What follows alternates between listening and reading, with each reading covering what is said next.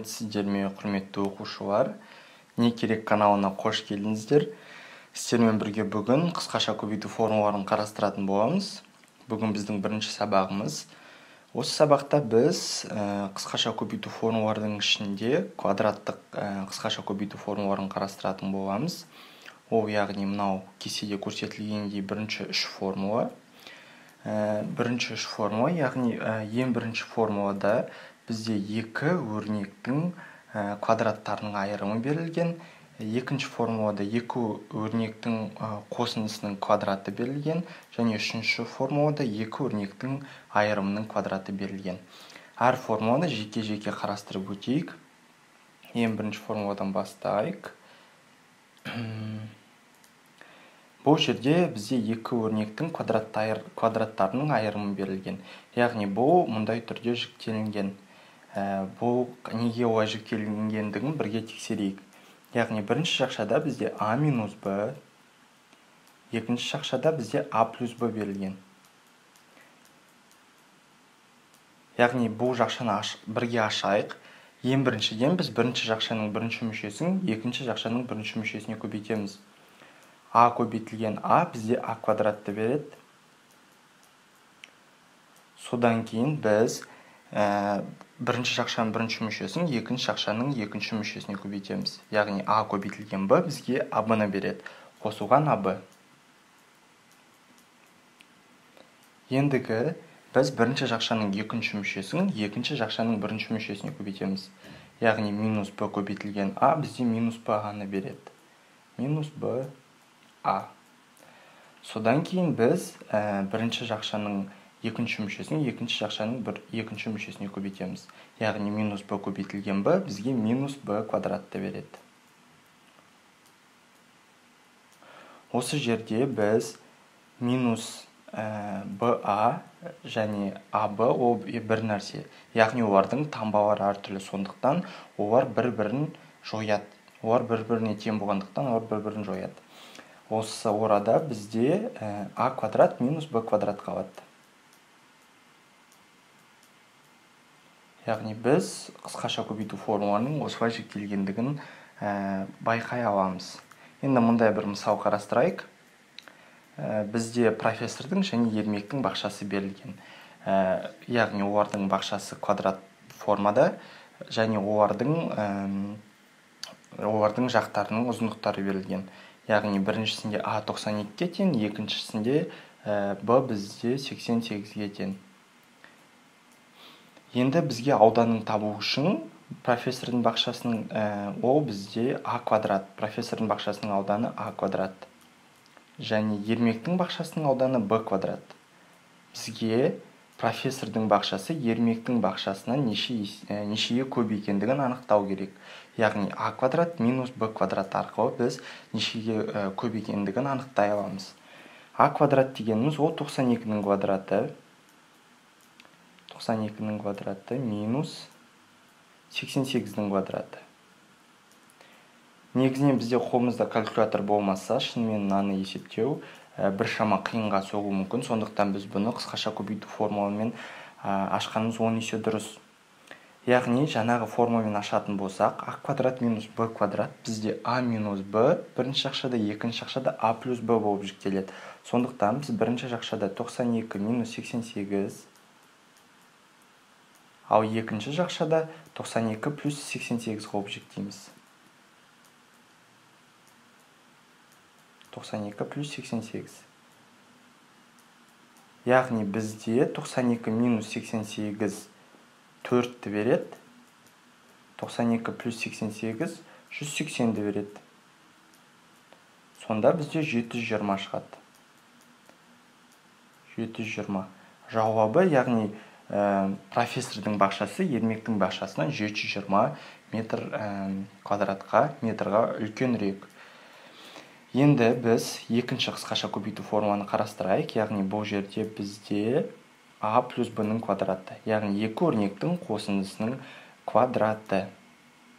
Екі өрнектің қосындысының квадраты. Бұл формуланы бірге жіктеп ашайық. А плюс б-ның квадраты. А плюс б-ның квадраты. Бұны біз басқаша қалай жаза аламыз? А плюс b-ның квадраты деген бұл өзіне 2 рет көбейтілгендігін білдіреді. Яғни а плюс b бірінші жақшада, ол өзіне қайтып а плюс b-ға көбейтіледі. Енді біз жаңа бірінші формуладағындай бұл жақшаны ашамыз. Бірінші жақшаның бірінші мүшесін екінші жақшаның бірінші мүшесіне көбейтеміз, ол бізде а квадратты береді. Содан кейін бірінші жақшаның бірінші мүшесін екінші жақшаның екінші мүшесіне көбейтеміз, ол бізге қосылған аб-ны береді. Қосу аб. Осыдан кейін біз бірінші жақшаның екінші мүшесін екінші жақшаның бірінші мүшесіне көбейтеміз, яғни b көбейтілген а бізге ол қосылған b-ны береді. Қосылған b-а.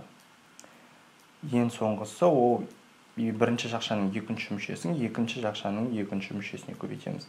Яғни b көбейтілген b бізде b квадратты береді.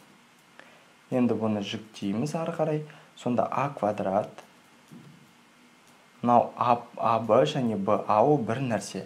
Яғни 2 аб болып жазылады. Плюс 2 аб және қосылған b квадрат. Міне осылай жеңіл шектеледі. Енді бір мысал қарастырып өтейік. Мысалы x плюс 4-тің квадраты болсын. X плюс 4-тің квадраты.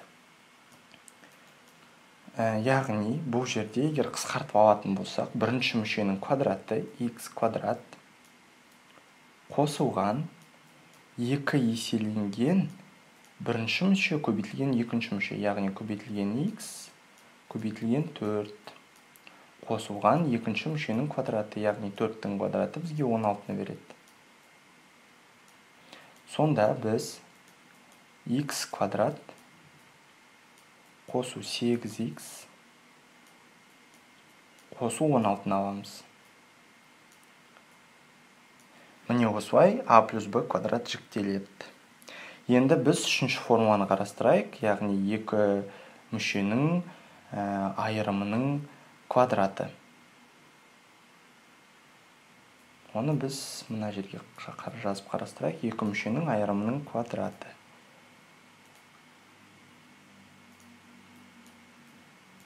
А минус b-ның квадраты. Яғни жаңағындай а минус b өзіне 2 рет көбейтіледі. А минус b тағы да а минус b. Яғни бұл жерде біз бірінші жақшаның бірінші мүшесін екінші жақшаның бірінші мүшесіне көбейтеміз. А көбейтілген а бізге а квадратты береді. А квадрат.